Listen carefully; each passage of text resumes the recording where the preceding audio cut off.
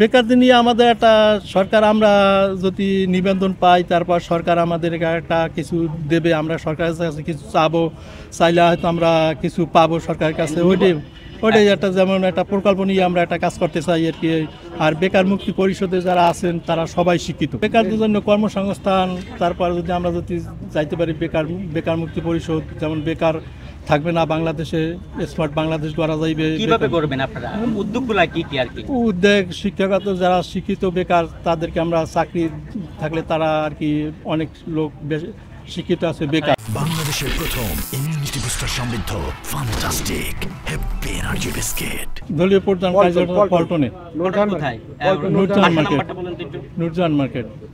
কত number room number? কত room নাম্বারটা স্মরণ নেই দাদা। আপনারা দলের নিবন্ধনের জন্য আসলে রুম নাম্বার জানেন না, এটা কোনো কথা? আসলে এটা আমাদের ব্যর্থতা, তবে স্মরণ নাই, জানতাম স্মরণ নাই।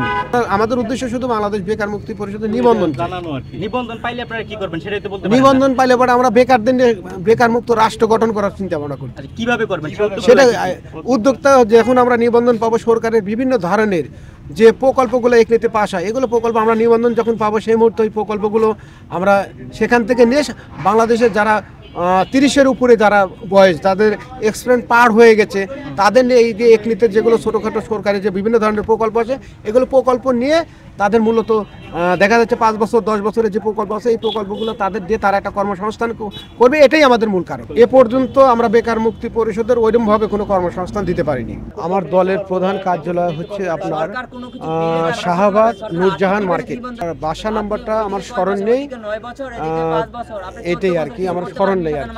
বেকারদের জন্য উদ্দেশ্য একটাই আমাদের, সেটা হচ্ছে যে বাংলাদেশ বেকার মুক্তি পরিষদ নিবন্ধনের জন্য আমরা এসেছি। আর নিবন্ধন যদি আমরা পেয়ে যাই তাহলে সারা বাংলাদেশের আমাদের সাথে 2,38,000 বেকার মুক্তি পরিষদের আমাদের একটা সদস্য আছে।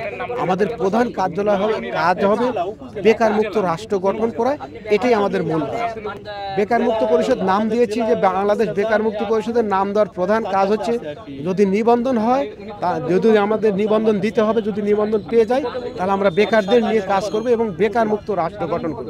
নির্বাচন অফিসে যত কাগজ মানে যেগুলো পেপারস লাগে সম্পূর্ণ পেপারস দিয়ে আপনার নিবন্ধন প্রধান কাজটা করতে, যেমন আমাদের কেন্দ্রের যে আপনার নূরজাহান মার্কেট আপনার হচ্ছে যে কেন্দ্রীয় কমিটির যে একটা আমাদের কমিটি 71 কমিটির যে একটা বিশিষ্ট কমিটি, সেই 71 কমিটি কেন্দ্র কমিটি 71 জন সদস্য নিয়ে যে আমাদের নিবন্ধনের জড়িয়ে হচ্ছে, তাদের প্রত্যেকের ভোটার আইডি কার্ড লাগবে, তাদের ছবি লাগবে, তারপরে হচ্ছে যে তাদের এনআইডি কার্ড লাগবে, মূলত তাদের এই ধরনের কার্যক্রম। তারপরে আনুষঙ্গিক যেগুলো কাজ আছে সেগুলো সকল পেপারস আমাদের কেন্দ্রীয় নেতার জনাব আতিকুর রহমান রাজা সেগুলো কমপ্লিট করেই নির্বাচন অফিসে ইস্যু না যাবে।